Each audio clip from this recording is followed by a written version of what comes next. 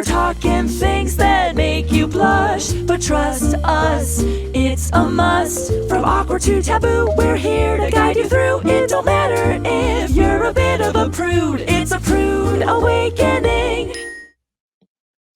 Okay. Hey, I'm Jessica, a self-proclaimed prude that's out to prove that I'm not the only one. And I'm Karmen. At Prude Awakening, we expose the truth about commonly known misinformation. Through investigation, interviews, and pulling in experts to talk about subjects that a lot of people are afraid to even bring up. So we're going to go ahead and ask those questions that you're afraid to ask, like, is anal bleaching bad for a woman's health? Why'd you come up with these things? Don't judge me by my uncomfortable laughter. I am a prude, as we've already discussed. We have a really, really amazing episode today. It's one of those really important topics, I think, that everybody maybe ponders or doesn't know what to say when something comes up. So I'm really, really excited about this episode. I am too. And we had the opportunity to interview a really great guy who's also a friend. Mhm. And he is it's just such an amazing person, but he also broke this subject down of the concept of being woke in Yeah. America Yeah, right. down into terms that were, you know, easy for any person to understand, and didn't make us feel like stupid, cocky Caucasians for bringing it up, which, Yeah. so I really enjoyed our time with Jabari, and I think everybody will really enjoy the interview. Mhm. Jabari's Yeah. funny. He's a funny He's guy. smart. Yep. Yeah. Yeah, so Jabari Davis, we did interview him about the topic of woke and other important like language and what to say, what not to say, and get down to what did I'm going to say this wrong because of course it's me. Get down to the brass tacks. Did I say that wrong? You did say that right. I said it right. Yeah. Yes. I was gonna say something else and I remembered to second guess myself. And so then I was able to, get it right. What were you gonna Anywho, say? brass The brass. knuckles, of course. And Get as down to you the know, brass knuckles of racism in America. yeah, Oh, yeah. The that's two a don't bad get one, huh? yeah, That's it's a very really bad. bad way to, yeah. Yeah. But Jabari is a podcast producer himself, and he is actually a fundraiser for homeless vets. And he has stated to us that he simply wants to be a part of a better and more connected and more loving society. And that's really him in a nutshell. You can follow Jabari Davis at Jabari A. Davis on Twitter and Instagram. I'm sorry, X. It's actually Twitter. I'm not ever going to change my mind. I So don't for think those you of you who should. have said X, it's Twitter. But yeah, so that's where you can follow him. And I highly, highly encourage you to continue on and listen to this really, really awesome episode. Hey, I appreciate the invitation. I appreciate the opportunity to be your token Black friend when we have this type of conversation. Oh, Hey, look, it's uncomfortable, folks, so we may as well get it out there. But thank you again for this opportunity. And I'm Karmen. I'm the second half of Prude Awakening. And I am very uncomfortable having this conversation. We're like the cockiest Caucasian women in Tucson almost. And, to even approach the subject with a Black man, it seems a little out of my lane, out of my comfort zone. We have definitely different experiences in life, and I don't know, I was mentioning earlier, I just don't know that Jessica and Karmen are the people that should be doing the expose on racism or what it's like to be Black in America. yeah. And if you see my face right now, Jabari, I'm a little bit like grimacing, I guess, Not a talking worry. about this. No, not a worry. And it's understandable. Like the reason why it's uncomfortable is because often, so often we've avoided having things, like having conversations that, I guess don't end in rainbows and puppies, and Mhm. I look at it like this. While somebody from the outside looking in might look at you and say, like, why are these ladies having this conversation? This is precisely the platform where these conversations need to take place. So say for instance, with my content creation, you know, the audience that I've fostered, they probably have an awareness or some type of understanding of the things that I'm saying. Whereas the audience that you guys have fostered, which, hey, by the way, shout out to all of your wonderful listeners. And I hope not to offend anybody, but if I do, hey, you know what? Life doesn't always give you a cookie at the end of the day. But That's right. but I look at it as an opportunity to have a conversation that wouldn't normally be be held for an audience that honestly probably wouldn't normally be looking for that conversation. Mm-hmm. Yeah, thank Yeah. you for that. Yeah. I appreciate you being our token Black friend, Jabari. Hey, No, you know no, what? I know that that's not the correct way of saying it. And I It think that certainly the isn't. reason that we're here today is because a lot of us do not uh, I'm speaking on behalf of white people, by the way. I don't know what to do. I don't know what to say. I don't know what's right. I don't know what's politically correct. I'm not trying to offend anybody. I don't know sometimes that it is offensive and somebody will correct me and I do my very best not to do that again, obviously. Um, and so I think I'm sure I'm not the only one. I'm sure I'm not the only one that that does. And I try to be, and as I know Karmen knows this, I try to be as nice and kind as possible. So when I'm using language, I want to make sure it's correct and I want to make sure that I am being kind and thoughtful. Yeah. Just the other so day, I was like, Jessica, you can't say that. It's true. We don't It's even true. have. No, I find that hard to believe, but no, Jessica is one of the nicest and most kind people I've probably ever met. But Jessica, when you were growing up, you and Mhm. I have talked about this. Yeah. In the places where we grew up, there were not any African American or Right. Black families in our towns. Right. And I mentioned when I was in grade school in rural Colorado, northwestern Colorado, a family moved to town to start a church, Mhm. and they were Black. I'm sure they still are. And that poor girl going to school with all, I mean, rancher, redneck people. Mhm. Mhm. And she was also very tall and very lean. And people were horrible to her. That was in 5th grade, 5th grade. And Mhm. kids were already assholes, just Mhm. fucking mean-spirited assholes. Mhm. And that is generational, Right. you know, because we're born good. I believe we're born good. Some of us, most of us are born good. But this is something that, you know, instead of teaching kids in their homes to embrace changes and difference in humans, they were taught to fear it and Mhm. loathe it Mhm. without it even being spoken. I feel like that's the basis of a lot of our problems socially. In that, yeah, I think people are inherently good when when we are born. Unfortunately, we can be conditioned to be a lot of things. Mhm. To circle back on something that kind of each of you touched on, but Jessica in particular, I think that discomfort is natural, and I think it's Mhm. okay to acknowledge that. I think it's completely fine to acknowledge, like, hey, I don't know much about this subject, and as Right. long as we're open to you don't have to, we don't have to agree on everything, but at least as long as we're open to hearing, hearing the perspective of one another. I think I think you can have positive outcomes from these conversations. Well, Mhm. when it gets in the weeds is when it's, one side trying to out virtue signal the other, which, to be honest with you, Mhm. that probably leads us to one of the main topic of your conversation. Wokeness. Yeah, wokeness, woke. So I have a little definition of the word work. So woke. So woke is a term obviously that has been used. People have been hearing it for many years now, and it has taken a form in another way that's not um I don't know, more political, more negative, maybe more of a negative term now in some ways.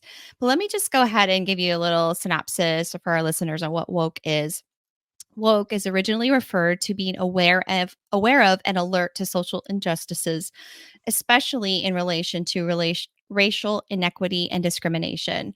The term stems from African American vernacular English and was used to describe a heightened awareness of social and political issues affecting marginalized communities, particularly Black Americans.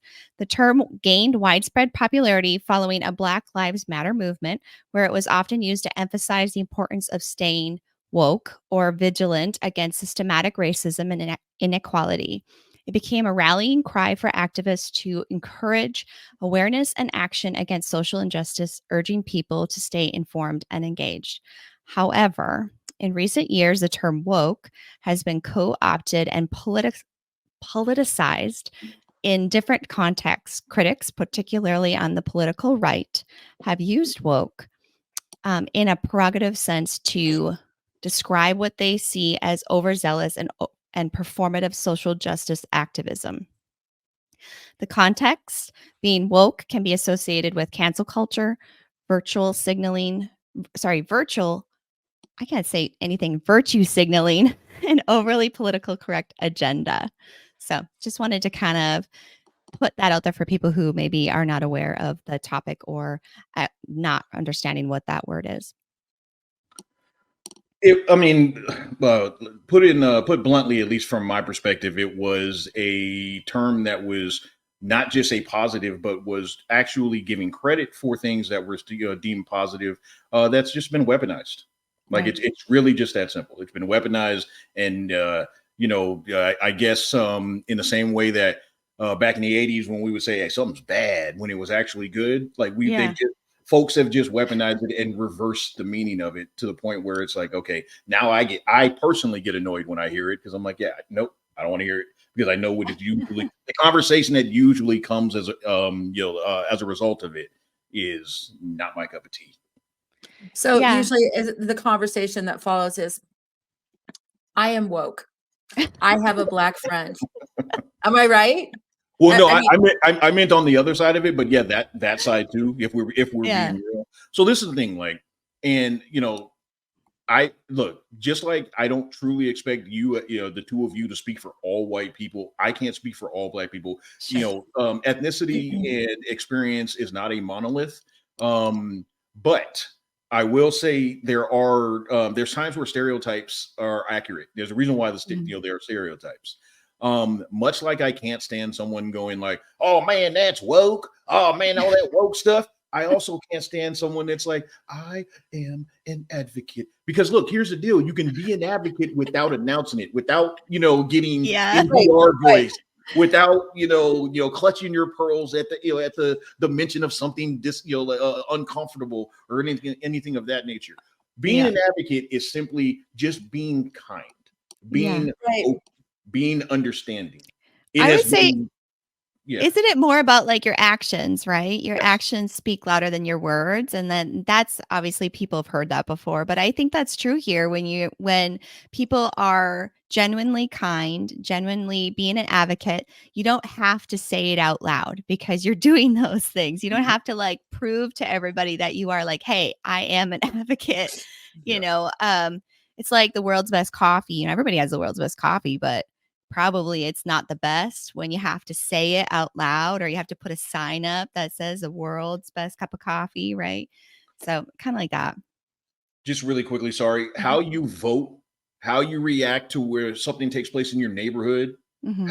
how you engage with others when no one's watching or when you don't realize someone is watching is far more impactful than a black square on social media. Right. I agree. Yeah. I agree with that too. I agree with that. So, Well, oh, go ahead. I have to say, so I've heard some people say, like, why are these white people getting upset over something that isn't even a thing to me? Like, this is not even a thing to me. They're going like way overboard, and there So is overboard. a stereotype of that type of person, and I don't want to call anybody out, but yoga pants. Sorry. No, you know what I'm talking about, I Jessica. like You yoga do. pants. Don't I love start. yoga pants too, but Someone seriously. sitting out there like, she's persecuting me. I wear yoga pants. No, I take the yoga pants thing out, but there is this like very high strung, usually vaginal person who feels like she needs to speak for every Black person. And it's like, what are you basing this on? Where are you, where is this fire in your belly actually coming from? Is it something you read? Is it something, because there aren't any, I don't even know where I'm going with this, but you know what I'm talking. I've heard Black people say, like, why is she more upset than I am over this? I mean, everything is situational. So like, and obviously, you guys know that, but I guess the easiest way for me to say it is, speaking for the Blacks, just if folks want to help.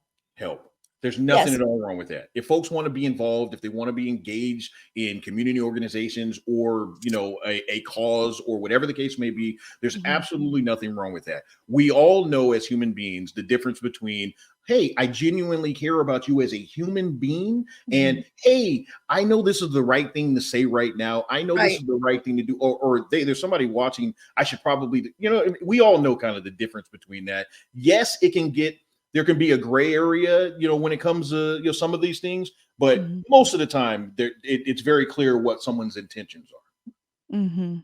I agree. I agree. Absolutely. And the term woke has it's gone a long ways past this original meaning, now that people are taking it and using it for this political side of the world, where like kind of the extreme or the right side of the politics have taken this and used it kind of against to kind of say like, hey, you don't want your children to be so woke, or I don't know. That's just something that comes to my head as, oh, this woke culture is this negative. I mean, that was never its intention to begin with, but now it's become so like this topic of like, oh, it's such a bad thing. And I think both sides, I cringe when I hear people use it now too. And it has nothing to do with me. But it just, it's like, oh, why did you say that? Like, I don't know. Now that I have the awareness, now that I understand what, the term is and where it's kind of gone, it's a hard thing to talk about. And It is hard to talk about. and just in general, that's not the only thing wrapped around this topic. The word woke, it could be a lot of different things that people feel uncomfortable or not, they don't know the right way to say it, but why are you using that word? That's what I always think when I hear the politicians like, why do you have to use that word? Because it makes people it's a lightning uncomfortable, it makes people upset, and that's why they are using that word. We have gotten to a place where, and I guess, perhaps it's always been this way, but with the 24/7, news coverage and just accessibility to one another, we've gotten to a place where now it's just so obvious and upfront and in our face. I guess it's impossible to ignore. I know that's not incredibly in depth, but that's kind of how it feels. Yeah, it's true. Everywhere you go, like you pull up your social media, you turn on your TV. I don't care what you're watching. Like now, even some of the streaming channels have these political ads coming up. It's like they catch you wherever, and it doesn't matter where you are. They're gonna find you, and they're gonna make you feel crappy about your situation wherever you're doing. But yeah. Kamala Harris is advocating for this. It's like, yeah, okay, cool, man. Cool. Donald Trump is good. I mean, well, yeah, he is, but no, sorry. I agree with you, Jabari. I don't believe any of the Kamala Harris negative campaign ads, but all of the Donald Trump. I do. That's they're because working. You are woke. Yeah, they're working. Oh, thank you. Yeah, they're working on me. Yeah. Well, okay, so Jessica, Yes. here's something that is absolutely the opposite of woke. When people refer to Kamala Harris as a hoe. Um, Yeah. and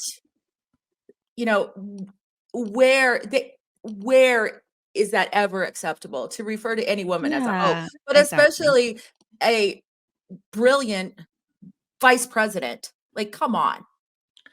I've been a hoe in my life. And and nothing against that. Nothing against it. You know what?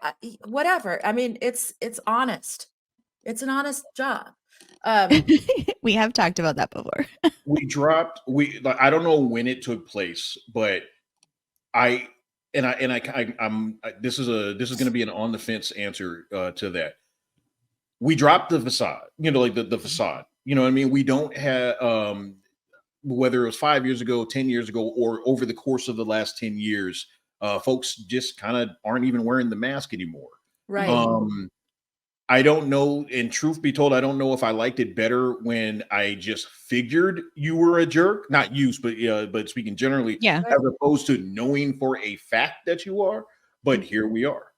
Like, people no Right. longer even edit or try to hide things. And to me, that's just crazy, but this is where we are. Well, so this is on that line. When I was a kid, if we saw something like a Confederate flag, right? We thought it was illegal. I thought it was illegal to have a Confederate Sure. flag. Because you didn't see that sort of crap. And now you see that shit rolling around on Main Street all the time. I'm not talking like one stupid person. I'm talking like yesterday I went to the nail shop, 3 trucks on the same road with multiple racist flags and shit flying off of their crappy ass vehicles. Why that is like what Jabari was saying, like that people used to be in the dark, after the 60s, after the 70s, people sort of went into hiding. It was still there. It was always there. Yeah, I was gonna We say it's all always there. we all had that uncle. I mean, we all did. And any white person that says they don't is probably lying, because we all did. And we were kept away from that person. We were told after he finished drinking his 12-pack of Pabst Blue Ribbon not to listen to anything he said. And I'm stereotyping right now. I do realize that. Don't listen to him. He's just a drunk. But at least there was like some conversation to pull your children away from that and let him go back under the brambles of. But you know what, Carmen? I think that was your experience. I don't think that's true for all of if you see how rampant it Well, is obviously. out in this just our neighborhood, and how many people they're raising kids in that. So they're not hiding them from it. You know what I mean? It's Exactly. always I been know. there. And it's kind of crazy that It's some of it is so terrifying. out in the open. And, in my childhood it was a lot of like ignorance. Like I didn't recognize things that were happening because I didn't know any better. And as I got older, starting to think back on some of the conversations in my family, in around my neighborhood, or my friends, you know what I mean? Like now I'm like, oh my gosh, like, ugh, I can't believe that was happening all along. It was happening all along. This may surprise you or some folks that are listening, but Carmen, you mentioned you had that uncle, and we can generalize it and say, like, we all have that person or those people within our family. I'm going to tell you, it's not just white folks, man. Like, white supremacy is so pervasive that I have that uncle. My grandmother, all the way down the stretch, like to the end of her life, was a lifelong, Republican voter. And to be clear, when I say this, so there will be some listeners that say, like, oh, well, of course he's some woke Democrat. And when I say this, I'm not trying to, gain or gain any favor from Republicans. I am not a Democrat. I'm a leftist. I believe in a lot of stuff, a lot of crazy shit that that some of y'all would be like, whoa, especially the people that are more politically aligned with the center, or or the ideology of being a moderate, which is now actual active conservatism. But that's neither here nor there. But the reason why I bring up the fact that, like I have it in my family as well, is just to make that, to paint the clear picture. It is not just a white problem. It is a societal problem that Exactly. we have accepted, we have even embraced so many supremacist, so much supremacist ideology that there are many people that vote against their best interest. There are many, and that's the reason why earlier I led in with your vote and your actions are far more important than your words, because there are plenty of people that vote against their best interest simply because it's either what the crowd is doing or they feel pressure to honestly maintain the status quo, which is honestly the elites being the elites and continuing to utilize middle and lower class whites in order to keep everyone else subservient, or for the most part in a subservient position. And that's really what it boils down to. So my opinion is the Democrats and the Republicans are both sides of the same coin. It's the same thing. They came up in the same fraternities. They came up in the same social groups. They went to the same elite universities. And I'm not trying to be Mr. Tinfoil here, but the reality is we get played every 4 years and then every 2 years in between by both sides, simply playing either to our heartstrings or our hatred.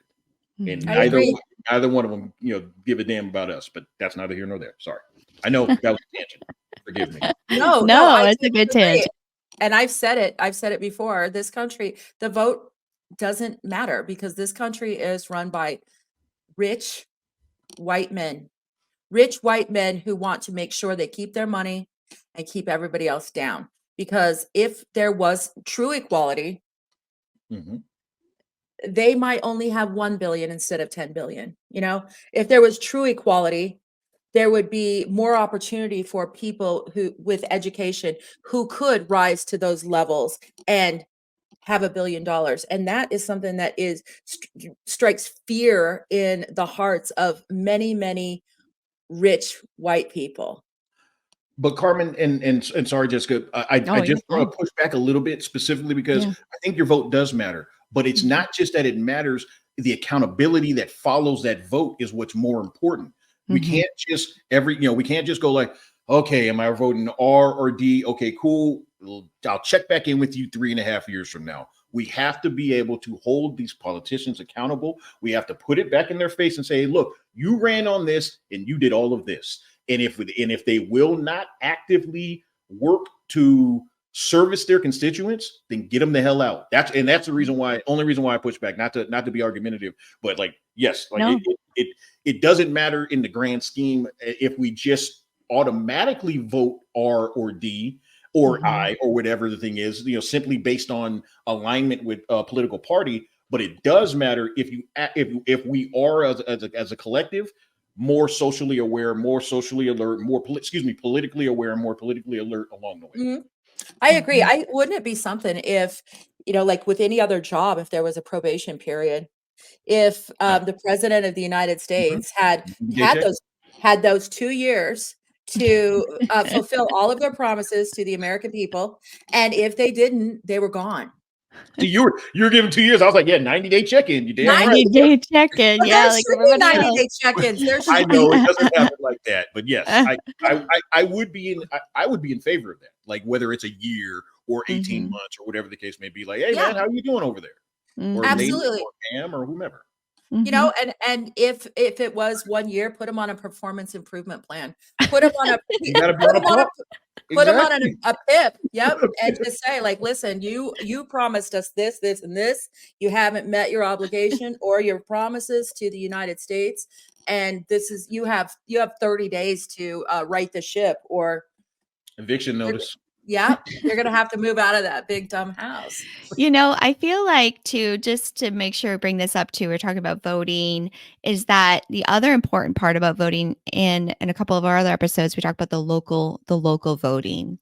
We understand that the craziness of the presidential candidates and voting and how people don't always feel like their vote matters because of the way it's set up. But there's more to voting than just the presidential election, and it happens locally. And we should be paying attention to those individual topics, the different people who are being elected, like even school boards elections. board- I mean, School board, seriously, city council, your take a judges, look. your controller, Yeah, all of it. exactly. Yeah. Those, So those have far more everything. impact on our lives on a day-to-day basis. Absolutely. Far more. Yeah. And where your money really is going. And that's a topic where people are like, oh, my money, where's my money going? Right.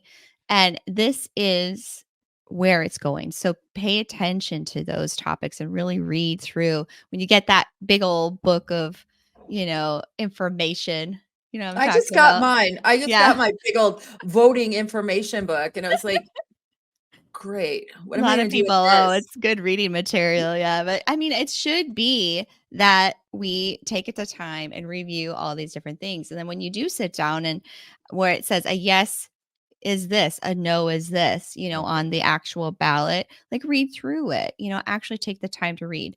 But that brings up another uncomfortable part of this topic for me to bring up is that, and please correct me if I'm wrong, but the way that our language is written when we come to vote, Mm.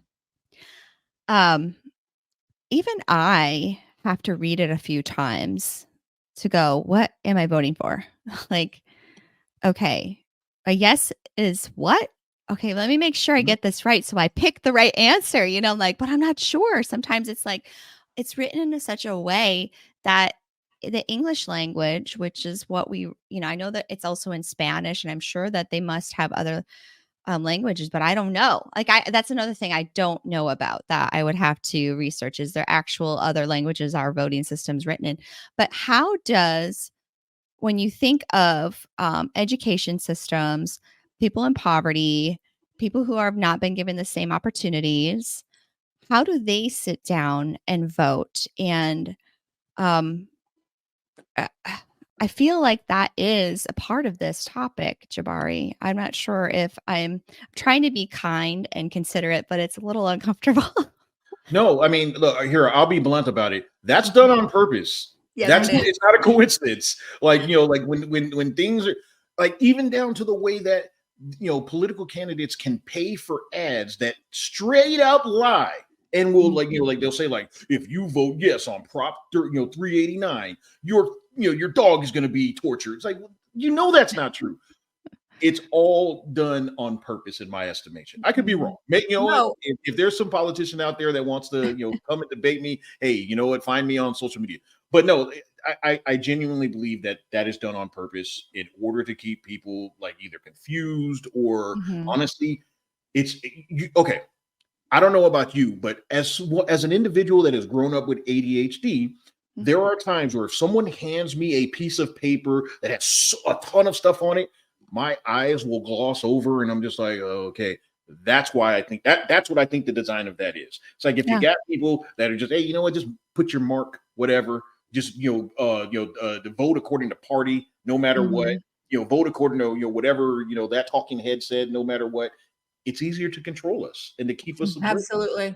So, I totally agree with you. I think that they are intended to be confusing. And Jessica, to Mhm. touch back on a point you made earlier, Mhm. uh, try asking at any sort of election or polling place for a ballot in Farsi.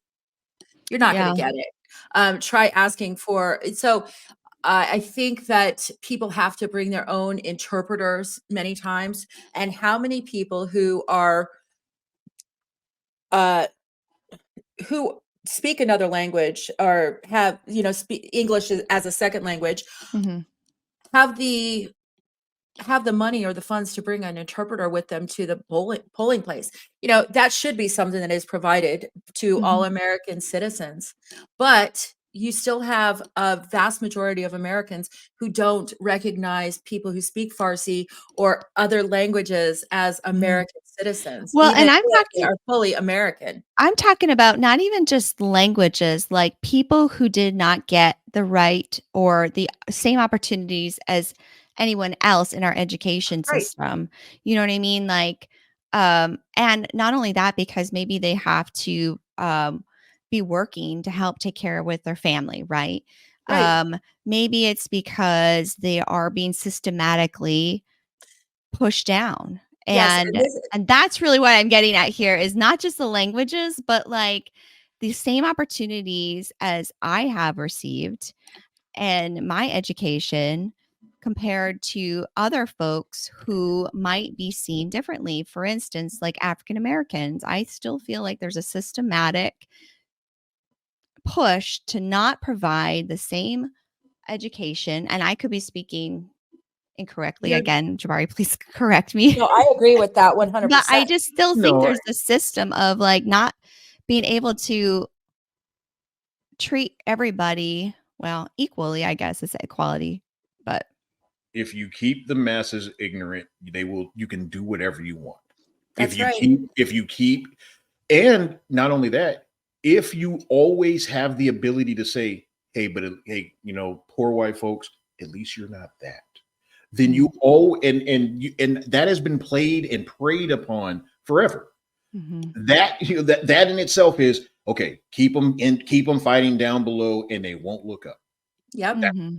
And again, Yeah. anybody that disagrees, please feel free to, I'm Right. willing to have the conversation, because I am willing to have these uncomfortable conversations with someone that does not agree with me.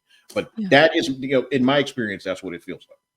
I agree with you. And I agree that the ballots themselves are intentionally confusing. They're confusing. So like you said, Jessica, some of the yeses, you put yes because you think you're voting for women's rights or women's whatever, and you're actually saying yes, keep women down, whatever. It is intentionally confusing. That there's a reason for that, because many people just don't take the time. People don't have the time because they're working 3 jobs, and so they don't vote. Or they just go down the line and do something that I do, and just go down the line, because that kind of language and that many words on a piece of paper do stress me out too, like to the point where I get sweaty and I'm just like, oh my God. And I have a very high reading level. I have a 4th grade reading level, for Christ's sake. So like, but they should make our ballots in language and at a reading level that any person can understand and not intentionally confuse people. And then you have people that are watching this crap on television. And so they're hoping that when they get into that polling place, they're going to reflect on those commercials that they've seen and become even more confused and then vote wrong accidentally. So I'm glad both of you guys brought this up, because the reality is this: while some people might hear that and say like, well, what are they saying? They have to dumb it down? No, actually, in reality, and Jessica, to your point that you made, and Karmen as well, when you have someone that is just fighting to stay above the poverty line, or fighting beneath the poverty line, simply, working 2 jobs or whatever, or working a series of different jobs in order to get by, they don't have the wherewithal, they don't have the bandwidth to do the work that, someone, honestly, quite frankly, the people like us that are in a privileged position, and I'm including myself in a privileged position, to be able to take that time, to be able to, look deeper, that's why we have to do the work, and we have to honestly spread the word whenever possible. Help others in these regards. Maybe a guy that's working 2 jobs and taking care and doing whatever he can to take care of his family can't dive into it deeply right now, but maybe if you help that person along, and I know they're really going to say like, that sounds like socialism. That sounds like, there's nothing wrong. There's nothing wrong with society helping itself. If you help that person along in the immediate, and things can start to change over time, maybe over time he or she or they or them or whomever will be in a position down the road to pay it forward. So I don't know. I think we all have to be advocates. We all have to be willing to, lend a hand or support, for one another. And we really just have. I would like society to be a society again. Yes. Or at least once. I would like us. I think for once. Society. Yeah. So there are other societies. There are societies in other parts of the world that are very much like that. They're very civic minded. They are very much helping each other. They're very socialist and thriving. And that is something that I would love to see in our country. And I do believe it's possible, but I don't know that it will happen in my lifetime. You Mhm. know, I would love to see some of that start to change now, but it's going to be a revolution in the United States because it hasn't happened. And as much as people, I hate to say revolution because I know that word has been used, and I Mhm. don't. Mhm. But you know, I mean, that's a scary word. But it's going to have to be a social revolution and not an actual fighting revolution. But I think it's going to take a long time for it to actually change, because you have so many people who might want change, but they're afraid of change, Mhm. because even if they're poor, hungry, and overworked, they still have a sense of comfort in that. What is unknown is very uncomfortable and can be terrifying, Mhm. because I mean, you know, it's like, what happens next? You know, this is already pretty crappy where I am. What if we do rise up and then it becomes even worse for us? And that's the fear. And I think that that's a Mhm. seed that they plant in people's brains. Like, it's going to be so much worse with this person. It's going to be so much worse if everybody was afforded education and equal rights. Ugh. The dominant society has done a fantastic job of convincing us that that success or progress is a zero sum game when it Mhm. is not. Right. When it is Mhm. not, like the success of the rest of the group can lift everyone else up. Whereas we are conditioned, we have been conditioned to believe, oh man, if he gets it or she gets it or they get it, I don't get it, and I don't want that. When that's not the reality, it's just unfortunate. I'll be honest with you. I'm not as optimistic in terms of like, oh, we're going to see a significant change within our lives. I hope so. I truly, truly hope so. But I'm not. I do not anticipate that. What I would like to be is a seedling for that change. Mhm. I have no problem with acknowledging that a lot of my efforts probably will be in vain in the immediate, but I will do everything I can to whether it's for Freya or the generation after her, to at Mhm. least put things in the right direction, point things in the Mhm. right direction. And I feel like we have to be honest about it, and be willing to accept that, hey, we may not see it, but if we're working towards it, we can be a part of the influence, be a Mhm. part of the actual progress. Yeah, I I I definitely agree. agree. I agree, and I think that's important because I think we have to start changing the way that we talk, the way that we have these conversations, and actually, like you and Carmen and I are talking right now about these subjects, and it can be uncomfortable, but I think it's important that we have those types of talks because we want to change that language. We wanna be able to, like you said, be that seedling to be able to kinda sprout those, with our children, the younger folks that can hopefully kinda take that forward and build on that because we know that what we kinda mentioned earlier is that a lot of how we feel is what we've learned, how we've grown up. And if we can do that for the folks who are in that phase of learning and growing, and then I think that real change can happen. So it's important that we have these conversations, not just together, but with our families. And I don't always think there's no right or wrong in certain things. I think it's just important to have that conversation to be able to talk about it and feel comfortable talking about things, which is why I'm such a prude because and I'm not the only one, like I said, because I don't think a lot of people talked about this stuff, these uncomfortable subjects growing up.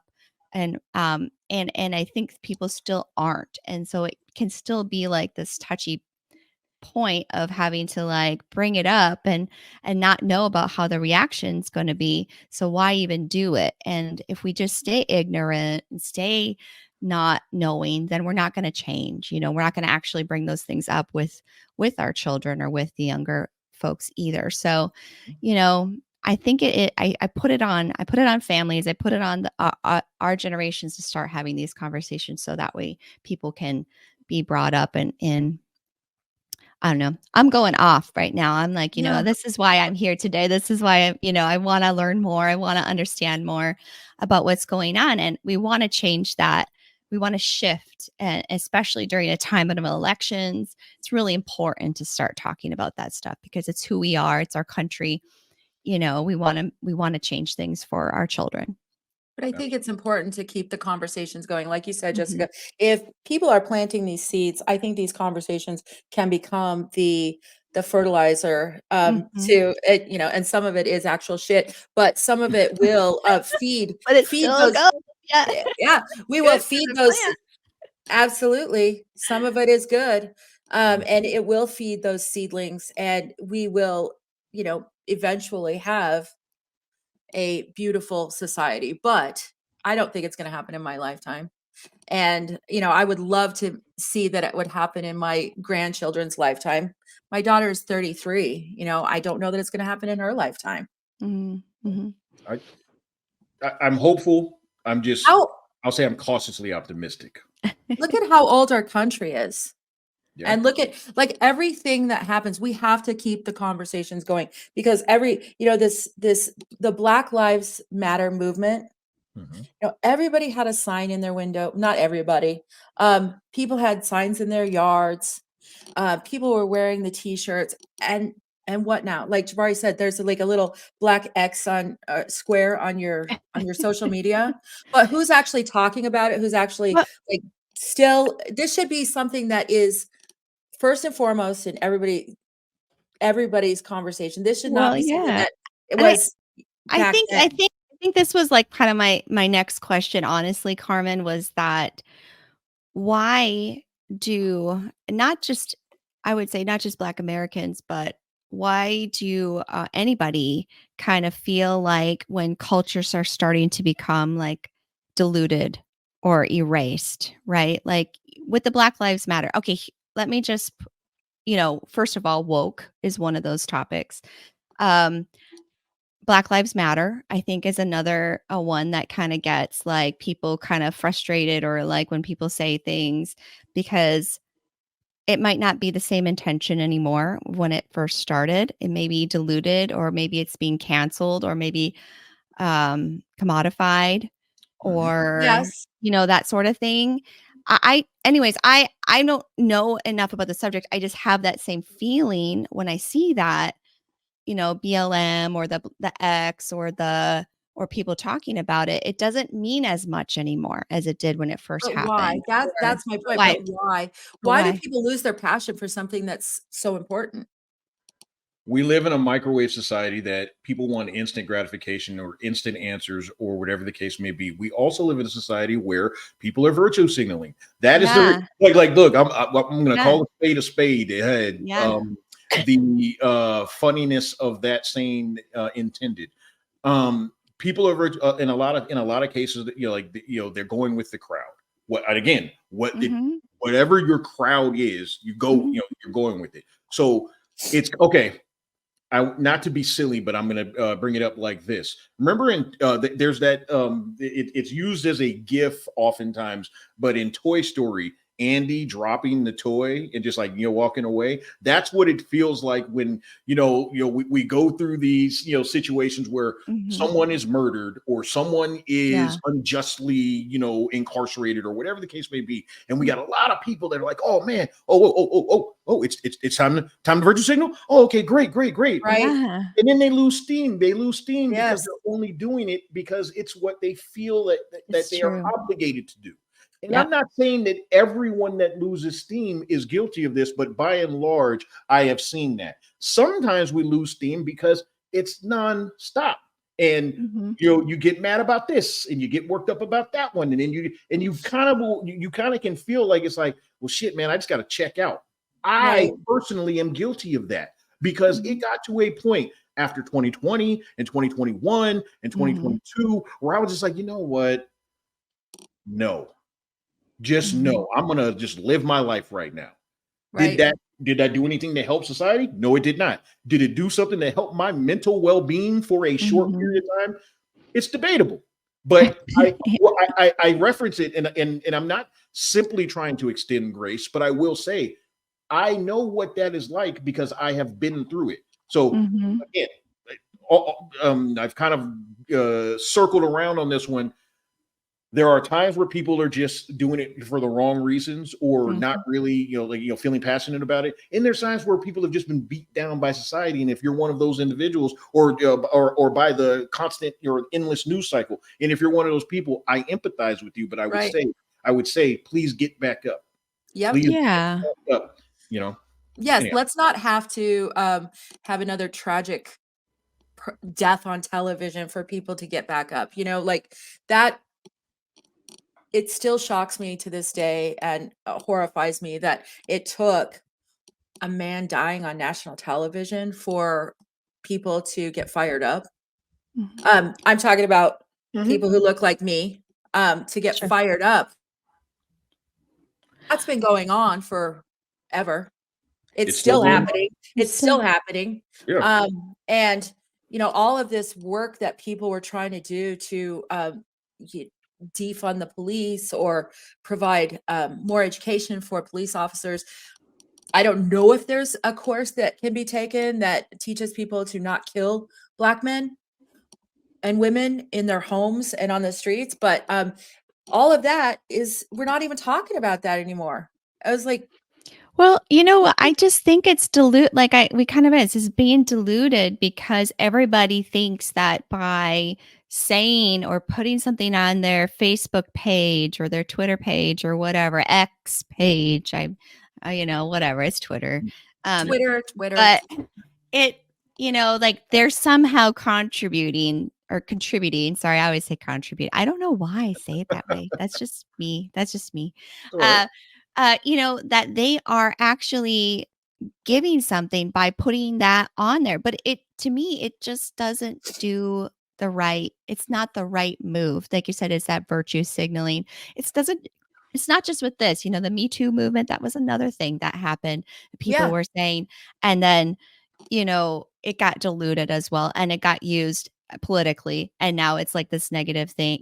People take things, they almost erase it. The politics erase these things. They turn it into something different because it's the masses that are doing these virtual signaling and, it's just so diluted. And what can you do instead of that? Like we were talking about, the actions are really what matter here.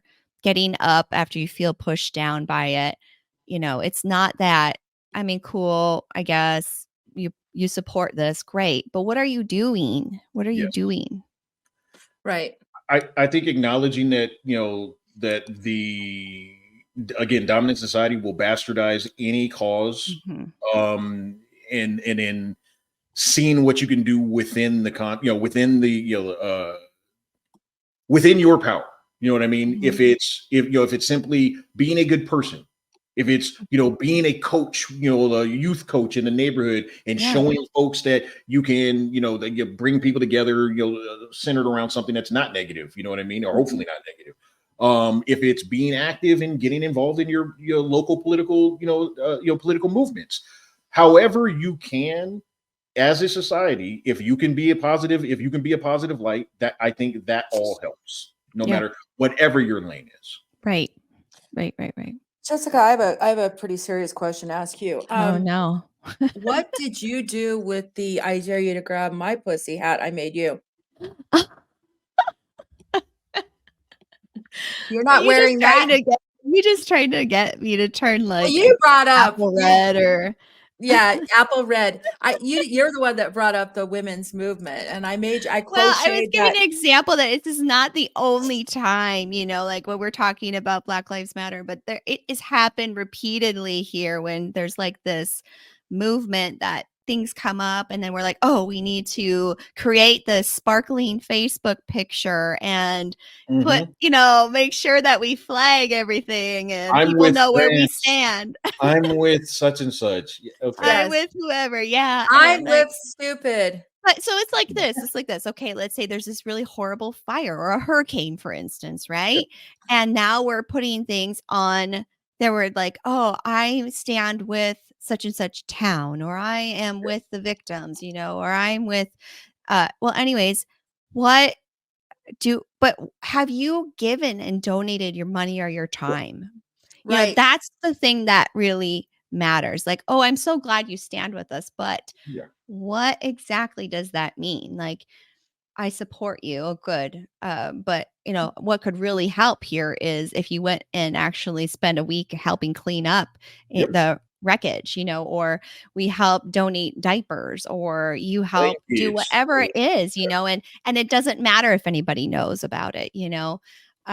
That's the stuff that truly matters. And it's the same thing. That's more of like people can relate to, like, a massive earthquake compared to all these other movements, but they're just as important here as those massive earthquakes. You know what I mean? Like, we should still be looking. If you truly believe in that and you stand with that, then that's where you should be putting some of your time and effort, and not doing that virtual, virtual. It is virtual, Yeah. virtue signaling, on Say that. social media or whatever it is. Say virtue signaling 3 times There you fast. go. I sometimes am criticized because I will, make this point in a joking way, but I'll say straight out. For all of those people, whether on the left or the right or somewhere in the middle, that consider themselves a Christian or Catholic or religious person of any kind, whatever your denomination is, if you're true to the tenets of those religions, which I have studied, which I was brought up in the Baptist church, and then if you're true to those tenets, then a lot of these conversations actually aren't as difficult as we make them. Right. If you're true to the tenets of wanting to help your brother and sister, and help everyone, simply receive the Lord's grace or whatever the case may be, well, then you wouldn't have a problem with helping other people. It's Right. really that simple. Mhm. You're right. Yeah, You're right. everybody is created equally. And when you're talking about in the religion that you're talking about, Christianity, or that everybody is created equally. So then why do, we don't see that same behavior, again, those actions? We Mhm. got lots of people talking about it, but Yeah. we don't have people acting on those things. And so, yeah, absolutely. I think that it is something that we ought to be doing more of and showing. And those are the seeds. Those are the seeds our children will see. Those are the seeds that the young people will see us doing those actions and creating those opportunities and helping people, who need help, right? Or who maybe they don't know they need help. That's another thing too, but we're still there helping and providing that. I guess the last thing I could, or the last thing I can say about it is this. Mhm. I used to hate that old adage, and I'm sure you guys have either heard a variation of it. But the man walking along the beach and he comes across like 1,000 starfish that are that have come up Oh. on shore.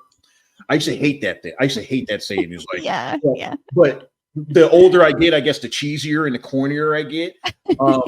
And for anybody that's not familiar with it, is a man comes upon another man throwing the starfish back into the ocean, and the man asks the guy, says, "Hey, look how many there are. You couldn't. You're not going to be able to save them all. They're not going to be able to do it." And the man calmly picks another one up, throws it, and says, "I helped that one." Even as cringy and as cheesy as that is, that has to be the mindset, at least for me, Mhm. as someone that is an actual proud American, that is someone that cares about his society, that is someone that wants to genuinely see you succeed and you get a card. No, I want that. That's my daily step. Like Mhm. I may not be able to get them all, but I'm going to get that one. Yeah. I I love that. And appreciate that. I love that. we still have at a place where I worked, we had a poster that had that very saying on it, and it had a picture of a starfish. I Mm. think I can probably pull that out and bring it over to you because Put it you know up. what? No, here's the thing. Like Jabari and I, we've both laughed at that poster, Oh yeah. but it does, like, the Mhm. sentiment in that poster does make a lot of sense. Nobody's asking you to save 1,000 starfish, but Mhm. if you can save 5, you should save 5. Yeah. You I know, and think that that's your civic responsibility right there. If you can, You should. Yeah, I think that probably as we've grown up, we probably felt like that was something that was cheesy growing up, you know? But the reality is this, that now that we are older and we've seen the way the world really is, and we've seen how people act, and we see how people are suffering, now all of a sudden that poster and that phrase, it's not quite as cheesy because we understand the world. We understand what we're dealing with here, and we understand that that makes sense, you know. So I think that that probably is what you know, it sounds cheesy, but it's so real because we can relate. We can now relate to it, right? As We've all adults. been we've all been in a situation where we needed help, where we were down Mhm. and we needed to reach up and have someone help us get back up. Yeah. Let's not forget that. Yeah, exactly. Exactly. Thanks so much, Exactly. Jabari. Thanks so much for being on our show. I appreciate your time. And you are one of my very good friends. And I apologize if I've offended you in any way in this conversation. Stop virtue signaling. No, honestly, ladies, I'm honored to have be a part of this conversation.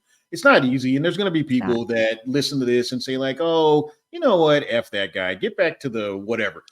That's okay. That's okay. If anyone out there has learned anything or has gained any sort of insight or has a greater understanding or has been inspired to ask more questions, then Mhm. I threw back my starfish. Yep, exactly. You know what? I think they say like even an unhappy customer is still a customer, and even a somebody who's disgruntled, a listener is still a listener. And so we've still touched those folks, and they've listened to what we've had to say no matter what. So it still gets out there, you know. And I think that's the important part of podcasting, messaging, you know, getting getting the words out there and having those conversations. So thank you again for joining us. And Yes, thank you. I hope at some time we can bring you back on again. Let me know. I clearly I'm willing to yap about stuff. So yeah, please. I really appreciate you being here, and I think you're a wonderful person, and I love the work that you do. And Mhm. I'm familiar with some of the work you do, Jabari, Mhm. and it's not just a 9 to 5 for you. Um, I also want to thank you because there was a time in my life when I was really low, and you, probably without knowing it, helped lift me up. And I really appreciate that. I'm very touched to hear that, and I'm not being silly. I'm not deflecting like I normally do. I'm grateful for each of you. Thank you for your kind words, and I'm only happy that I was able to do that, whether I knew or not. Bye, everybody. Thank you, Jabari. Until next time. We're talking things that make you blush, but trust us, it's a must. From awkward to taboo, we're here to guide you through. It don't matter if you're a bit of a prude, it's a prude awakening.